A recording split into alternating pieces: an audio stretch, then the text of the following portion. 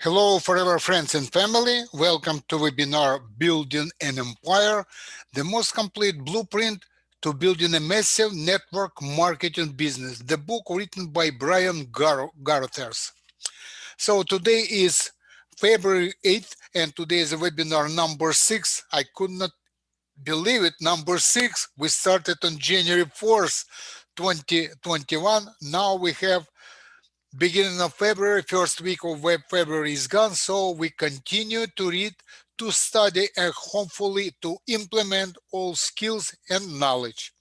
So, Isaac, please unmute yourself and proceed with reading. We are going to start from here. Sorting through numbers.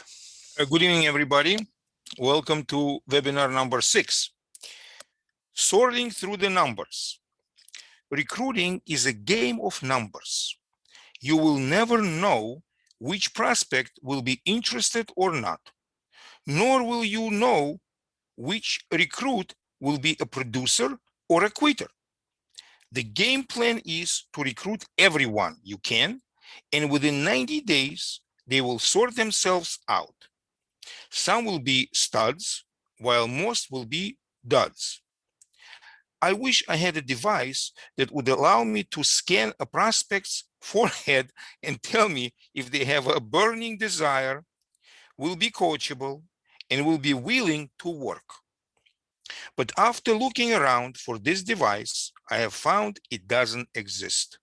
Or maybe the top earners in the industry all bought them up and they were sold out when I went to get mine.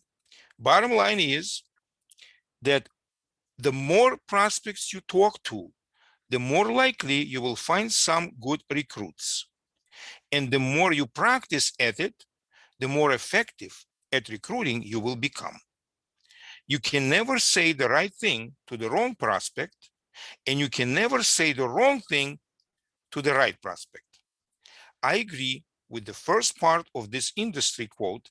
If someone is close-minded, you just can't do anything about that. And you don't need to. It's their loss. Some will, some what, so what, move on. The second part of the quote is semi-true in my mind.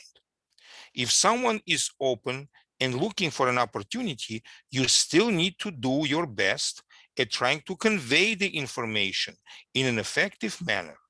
The quote attempts to squelch the networker's fear of approaching prospects and messing it up. While I agree that there is nothing to fear, you still want to remember that third party is always best. Not only will third party have more credibility, but it will also duplicate when that new recruit approaches prospects. So all I'm saying is stick to the system of tools and events, edify and introduce to third party. Do it with enthusiasm because the prospects are buying your belief. Do you want to recruit someone you think may be a dud? Yes. First off, you can't judge a book by its cover, but more so, it's who they know that matters most anyway. You don't recruit to, you recruit through. A recruit is not the end game.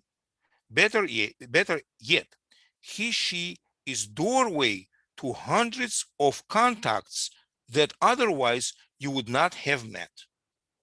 So network through them to find the starts they can't lead you to. Recruiting through you and then the diagram. I say duds will lead you to starts, as I have watched this play out hundreds of times on my own team. Or links and leaders is another common term. Just keep the chain going until you find a leader. Look at a few real examples that occurred on my team. Starting with me at the top, you can see the progression of qualities of the next several people I recruited. Me, some success, quitter, quitter, quitter, some success, quitter, times 29. Some success, some success, some success. 5,000, 500,000 earned, boom. On the right side, me, quitter, 7 million earner, 3 million earner, quitter, 1 million earner, some success, 1 million earner, 1 million earner, boom. Can you imagine how those quitters would feel if I tracked them down and showed them what some of the people they led me to have done and how much override income they missed out on? Oh man, I would not want to ruin their lives by doing that. But wow, I sure can imagine the regret they would feel. Hold on for a second, please, Isaac. I just want to emphasize again with everybody to pay attention to detail on the column on the left side right here. Look at this, quitter 20 times 29. Brian just want to save ink to print it. 29 times quitter, quitter, quitter, quitter. And some success, and 5,000 K earner. That's a result because he never ever quit. And on the right side, it's pretty much the same story, but with the different numbers. Bunch of quitters, but there are 7 million earners, 3 million, 1 million, 1 million, 1 million. Boom. That's amazing. Isaac, please go ahead, continue. The moral of the story, you must never quit and never stop networking through people before they quit so they can lead you to your next leader. Sorting versus convincing. This is an important concept that empowered me to become the top recruiter in my company for years. I was once taught that amateurs convince and professionals sort. And I lived by this daily. Stop spending so much time trying to convince people to do what they just don't want to do. If they're not open to an opportunity, move on and find the next person who is. Why beg someone to change his or her life with your amazing life-changing business? You don't need that person. Your business needs people, just not that person. Hold on for a second, Isaac. I'm sorry, but I would like to emphasize again. Your business needs people, just not that person. Do not convince, encourage people. Help them to explore the opportunity. If they refuse it, it's up to them. It's not up to us. You don't need this person. You need people. Go ahead, please. If they have to be convinced to join, you will have to convince them to work it. And chances are they will likely not to be coachable and follow the system. So just say next. Imagine you have a desk of playing cards. There are 52 cards on which 4 are aces. All you want to find are the aces. Holds pretty true to our ratio. In that out of 52 prospects, you may recruit 4 decent potentials. Let's say I give you and another person each a deck, and I declare a race to see who is first to find 4 aces. Ready, set, go. You flip over the first card, and it's a 6. So you get your briefcase and pull out a stick or white out and a magic marker, and begin trying to make the 6 look like an ace. You spend minutes doing this only to find that the 6 will never be an ace. Meanwhile, the professional sorter is quickly flipping cards by card and coming across one ace after the next until she finds all 4 within 20 seconds. The point is, stop wasting time on people who just aren't aces. The aces are out there, so just flip to the next prospect faster. Now you can be a sorter and still be good at following up. Convincers get stuck talking to the same 4 or 5 prospects and cannot see beyond them. Sorters with great follow-up skills will keep finding new prospects to pick while constantly circling back to old prospects to see if they are ready yet. If not, they put them back in a bridge to marinate some more. Overcoming objections using feel, felt, found. These are the magic words that you can use in every circumstance to diffuse an objection or to reinforce their positive observation. It takes you from a position of arguing your point against their to a position of agreeing with them, which diffuses their concern and helps them see that they are on the same page with you. Now they feel they can trust your opinion as it resonates with their own. And likewise, when they are expressing positive interest, you will relate with them and reinforce their insight and pending decision to join your business. Here are some examples. Objections. I've tried network marketing business before and it didn't work. Your reply. I know exactly how you feel. As a matter of fact, I felt the same way since I tried some network marketing business before and failed too. I thought I would never want to give building my own business another shot again after going through that. But what I found is that I was throwing the baby out with the bathwater. After seeing how different this company's product and business system is, I realized that there were missing ingredients that kept me from succeeding in the past. This business is actually working for me, and I'm sure you will notice the difference too, and finally accomplish the reasons why you decided to have your own business back then in the first place. Objection. This is another one of those pyramid, isn't it? Your reply. I know exactly how you feel. I felt the same way when I first heard about this business and questioned its legitimacy. But what I found as I did some research was that this company has been written up in some of the most prestigious business journals, recognized by the Better Business Bureau, and has the backing of some pretty well-known business entities. So that put to rest my question about whether this was one of those pyramid deals that I have zero interest in. I'm glad you are looking to avoid some kind of scam too.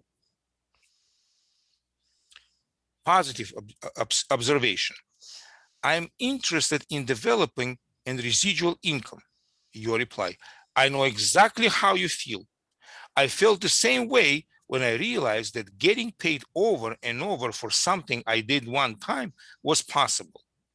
And what I found was that people in this company I'm working with are receiving this residual income like clockwork, even when they are on vacation and not even working. I know I want that, as I imagine you do too. Let's get your application in and get after creating your residual income. Excuse me. You can feel, felt, found. Isaac, hold on. I believe you need a break. Thank you very much to my friend and supervisor from our team from Brooklyn, New York, Isaac Gelbinovich. Take a rest, and I would like to ask Iris Christabel, the most reliable manager from New Jersey, to proceed. Isaac, thank you very much. Hello, good evening, everyone. Thank you, Alex. Thank you. Go ahead, please. You can feel, felt, found your way through every conceivable situation. Practice it until you find yourself doing it naturally on a regular basis. Another way to overcome any objection is by disarming it with one powerful reply. I'm sure glad you said that.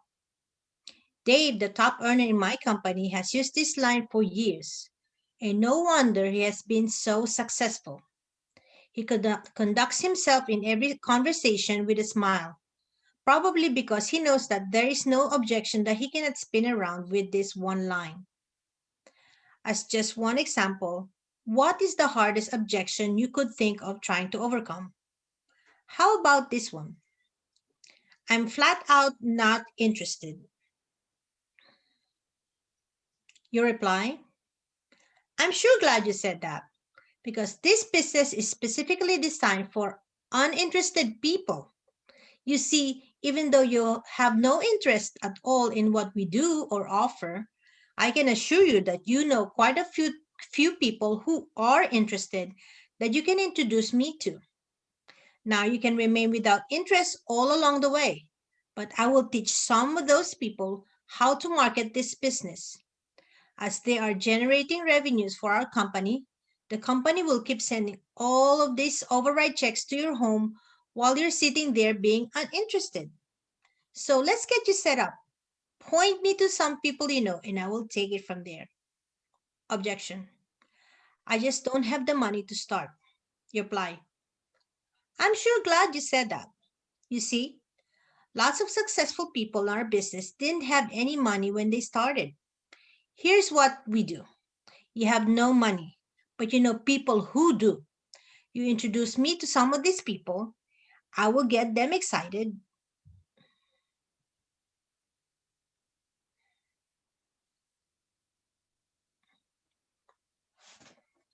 I will get them excited about this business. We will get them signed up and directly the commissions to you. So now you have money. Objection. I don't have the time for this.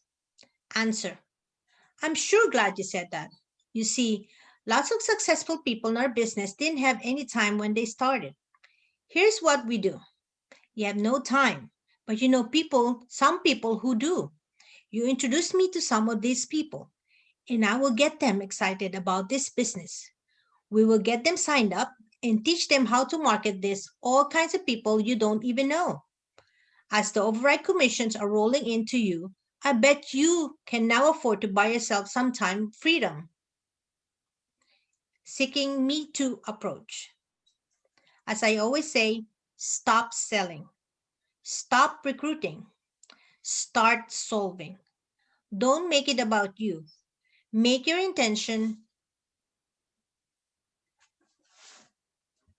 about the prospect. Sure, you know your product or opportunity can solve problems in their life, but you can't directly point out their problems because they will get defensive. And once they do, you lose. So the best way to get a prospect's interest is to be vulnerable by sharing problems you have or had and see if they can relate. If they say they can relate, you've got their attention right where you want it. You should always be seeking the me too or I can totally relate response. How do you share problems with people? Just ask, can I tell you my story? Remember, you only get 20 seconds before someone decides whether they're going to turn you up or turn you off. This is why you want to speak from your heart to their heart and capture their heart right away. When you ask if you can share a story with them, you want to craft or package your story in a way that you feel it will be relatable to that person. For example, if I'm trying to recruit a busy person who has a family,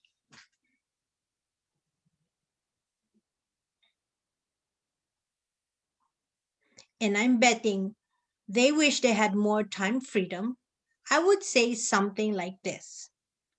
So, you may know that being in real estate is seriously demanding. I usually work so much that I don't have much quality time with my wife and kids. Time is just flying by while I'm stuck on this never ending treadmill. I often stare at the ceiling wishing that I had more downtime I can spend with my family. Can you relate at all? Wait for the me too. So I decided I cannot just stay like this. I had to find a solution. I figured if I can find a way to create some more passive cash flow that didn't require me working more hours, I could finally pull back and have some time freedom. Well, that's what I found, and I've never been this excited about the future. Do you want to see the solution I found? The prospect said they can relate to your lack of time or lack of money or whatever problem you package into your story. So when you say you found a solution, why would they not want to hear about it? In this way, you are talking with the prospect and not at them. Now it's time to segue into showing them the information. Keep it simple and natural. What I can do is point to you to a short video that gives an overview of the business project. You can see that we are doing and how it generates passive income. So you can see how this could be a great solution for you too. Now, it may or not be for you, but at least you have had a chance to explore it. The video blew my mind. It rocks. If I send it to you, when can you spend 15 minutes to watch it? Once you've got their agreement to watch it and they pick a time, you can confirm that you'll follow up with them at the precise time to discuss it. Now, your prospect has generally committed to a time and an appointment to reconnect. This appointment expectation often causes them to actually do what they said and watch the video. Be sure to follow back up at the designated time like a professional would, or like a friend who keeps their word. Being vulnerable and pointing out how you are solving your problems is a way more appealing to prospects than pointing out their problems and making them feel attacked.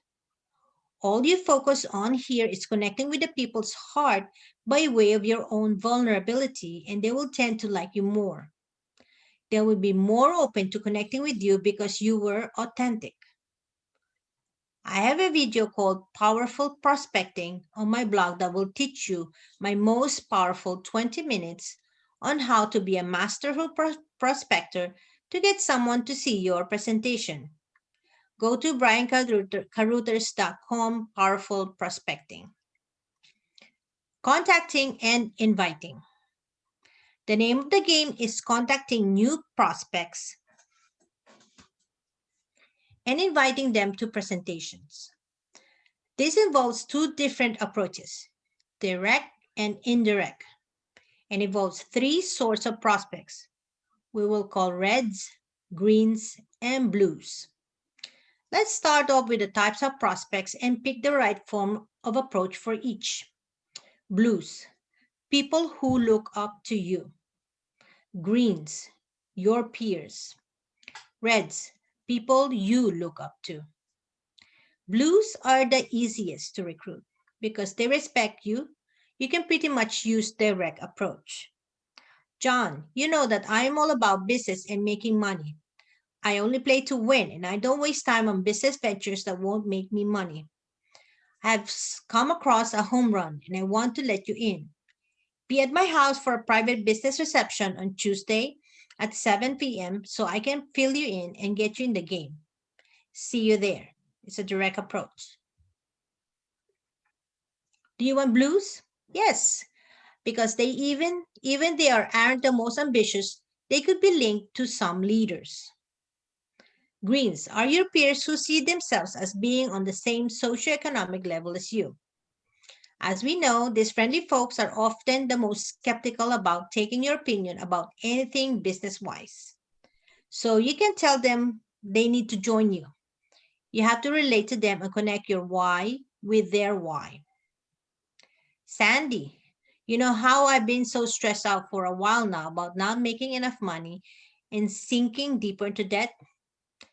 I have been getting advice for some of the most financially savvy people I know to come up with a plan to dig out and get better financial place. Do you feel where I'm coming from? And can you relate? Well, a very successful associate shared a business idea with me that looks like the way to change my situation. And because I thought you might be feeling the same as me, I wanted to let you in on this as well. Come with me to a reception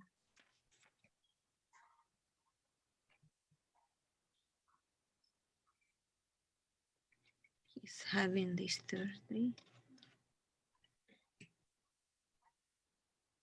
He is having this Thursday at 7 p.m. And check into this project with me. It might be the answer to our prayers. Indirect. Reds are more successful than you, and therefore most likely will not respect your business opinion about your network marketing business. You cannot approach them about showing them a way to make more money. They already out earn you. So what can you teach them? With Reds, you must stroke their ego and ask for help. Mr. Smith, I have been keenly aware of your amazing success in business. I have admired your many accomplishments, and I often wish that I had a mentor to help me to learn to be half as successful as you. I'm really trying to find the right opportunity to create my path so I can be a great example and provider for my family. I run across a business that looks to me like a huge opportunity. Since you know much more about how to evaluate a business than I do, I wonder if you would invest an hour of your time to come with me to check it out. Or invest 5 minutes of your time to review a short video and give me your opinion. If you think it's a smart move or not a good idea, I trust that you would tell it to me straight. Would you do me this favor? Indirect. Iris, hold on for a second. Thank you very much for your reading. And I would like to take a break, and thank you again. And I would like to ask manager from Brooklyn, Helen Osipov, to continue, please.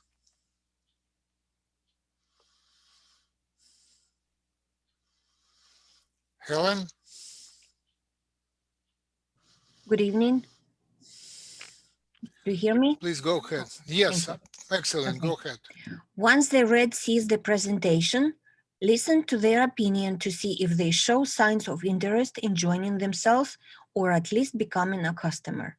Do not let yourself get discouraged if a red tells you not to waste your time on this business.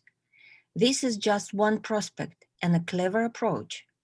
I have had many reds tell me not to pursue this business simply because this is an unfamiliar business model to them. I still thank them for their time. Now, I out-earn and have more time freedom than every one of them. In the recruiting approach process, it is always good to slow down and build rapport before jumping right out at them with your business opportunity, unless you are doing with the sheep split-second recruiting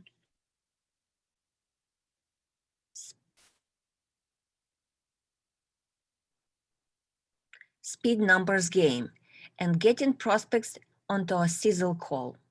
Here is a very effective way to do this. Ask the prospect, what do you do right now for a living? Let them answer and show some interest. Then ask, what do you like best about your job or business? Let them answer and show some interest. Then ask, what do you like least about your job or business? Discuss using feel, felt, found, so they can see you can relate to them. Then say, it sounds like you and I are driven by the same things and even driven crazy by the same things. If the money was right and you could have quote the aspects they like most about their current job and not have to deal with quote the things they like least, and you could start off pursuing it totally on the side with a little time commitment, I imagine you'd be like me and want to get all the info you can about such a company, right? What you have effectively done is ask them to give you their hot buttons to push. You will press on the nerve of the things that are painful to them and flaunt the things they really enjoy. So they might say they love working with people and being creative, but they hate the long hours, rush hour commute, or having a cup of their income. Your goal is to use their items to see how your business is the perfect fit for them. They basically recruited themselves. Flip your approach invitation philosophy. If you simply reserve your thinking on how you will approach people about your business opportunity, the result will astonish you.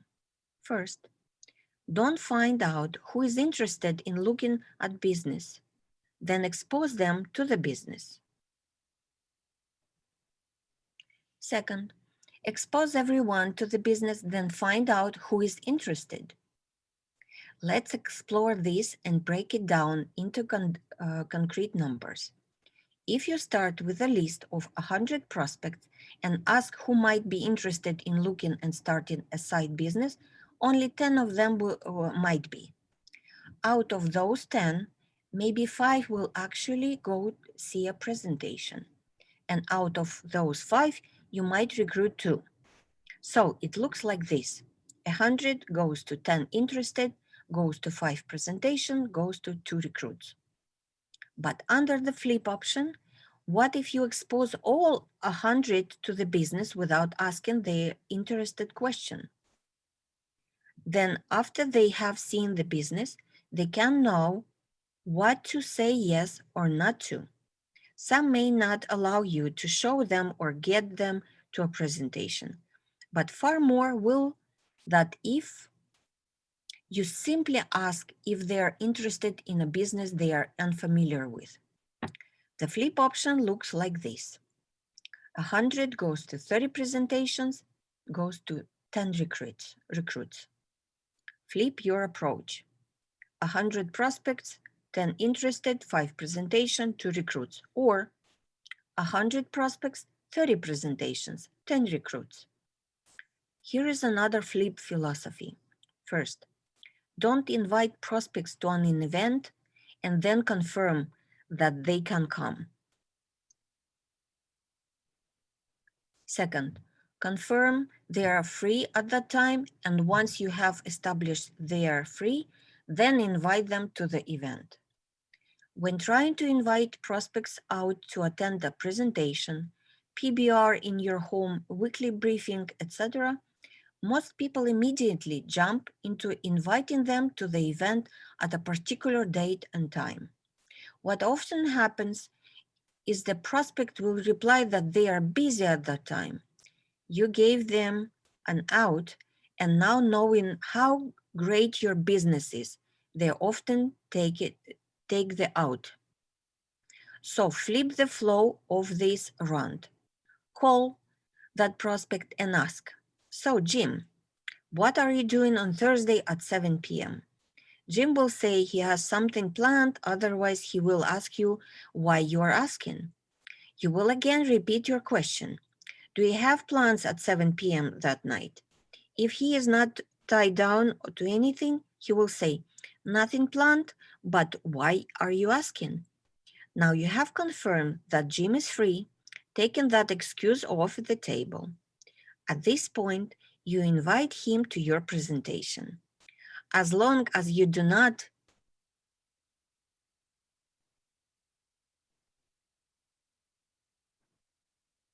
say too much and give him cause to say he's not interested, he will more than likely give you that open time slot and attend your event.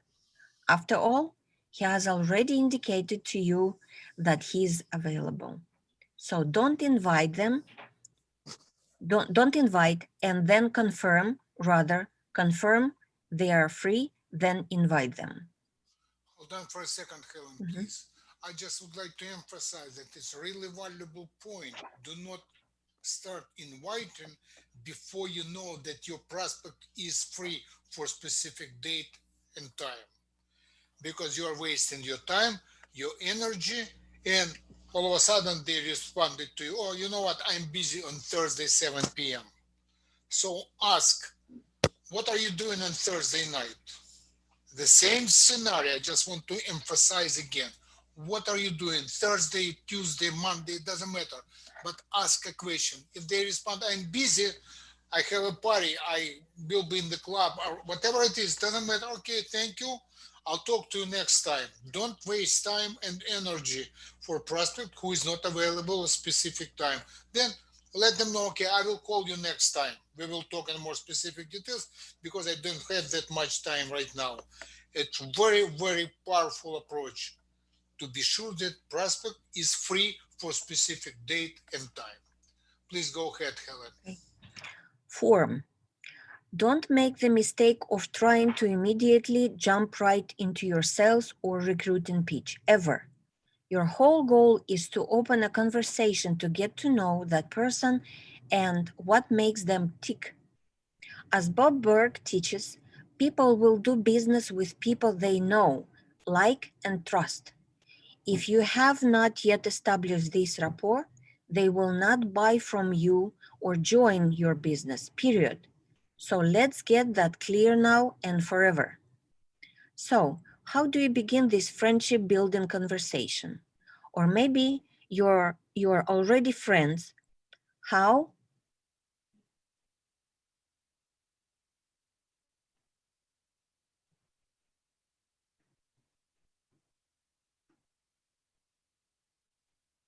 How do you begin a conversation that can lead to bringing up your products or business? We use FORM. This stands for family, occupation, recreation, money. These are four powerful conversation drivers that can lead to your discovering the hot buttons necessary to form a connection for you and your opportunity. So to begin the conversation, ask them about these topics. Then listen. They will tell you what is important to them. Listen for their heart and passion to see what motivates them, and also for any indication that they might feel a sense of pain due to not being able to fulfill some of these desires. Family. Ask them about their kids. What do their kids like to do for fun? What sport do they play? How often do they get to do those things? Ask how they, as parents, enjoy time doing these activities with their kids. If they like to play soccer, mention how fun it must be to cheering for them from the sidelines at their games. They might be at all the games, or they might express their dismay about not having the time freedom to do so. Ask about where the kids go to school, public or private, or maybe what their plans are for college. Chat about the cost of tuition these days. Find out where their family lives and what they might to do for a living. Occupation. Ask about their career and what they like most about what they do for a living. Spend some time in this positive mode. Then follow up by asking what they like least about it. Insinuate that they are likely doing well in their career and feeling fulfilled because they are well paid. Let them retort and bring it down from positive to negative, but you should never talk down about their job or income. Ask them what kind of demands their career places on them, or if it requires travel or rush hour commutes. Recreation. Ask what they enjoy doing when they are not working. Hobbies, sports, exercise, camping, golf, fishing, bowling, working out, or taking vacations. Hone in on the ones you have in common and daydream together for a minute. Put smiles on their faces. Ask how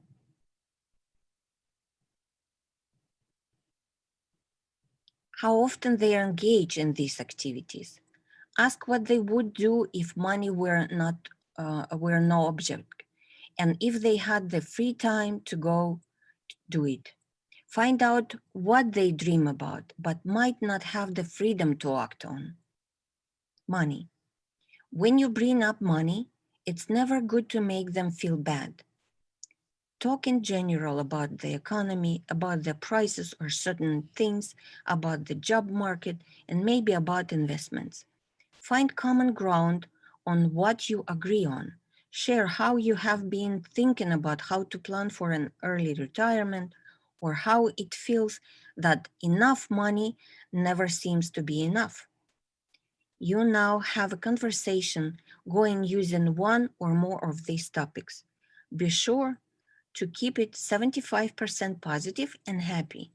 The 25% that might focus on negatives or pain they might have in their life will also come in handy when you introduce them to your opportunity.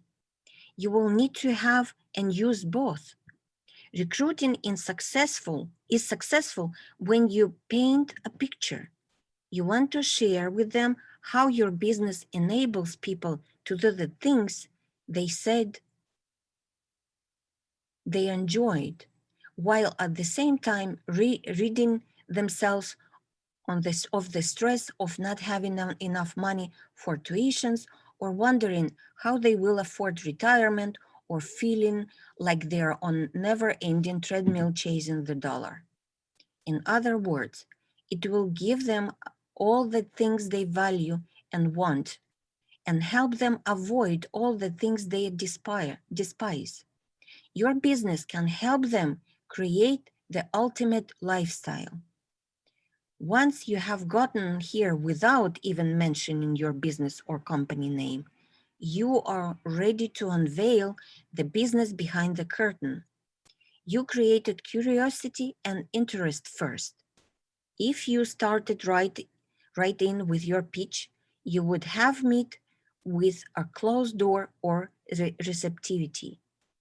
This personal restraint and patience is what the recruiting masters have practiced over and over.